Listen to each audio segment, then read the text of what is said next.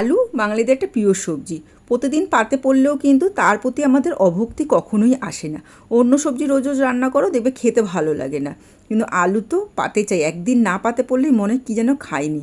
আর আমার ঘর ভেঙেছে বলে আমি ভালো রান্না দিতেও পাচ্ছি না, কি করব, রান্নার জায়গাটা একদম ভেঙে ফেলেছে। তাই ছোট্ট করেই একটু রেসিপি বানাচ্ছি আর ছাড়ছি। তোমাদের ভালো লাগলে লাইক কমেন্ট সাবস্ক্রাইব করো। প্রথমে আলুটাকে সেদ্ধ করে আমি গ্রেটারের সাহায্যে গ্রেট করে নিলাম।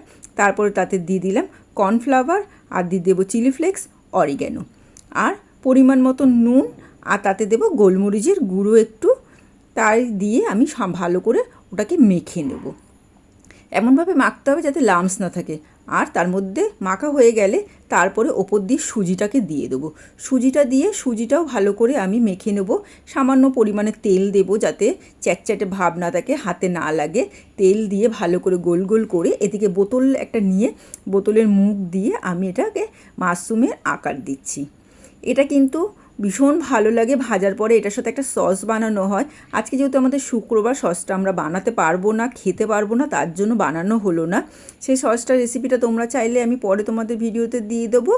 ভালো করে এবার তেল গরম হয়ে গেলে এটাকে আমরা লাল লাল করে এপিট ওপিট ভেজে নেব।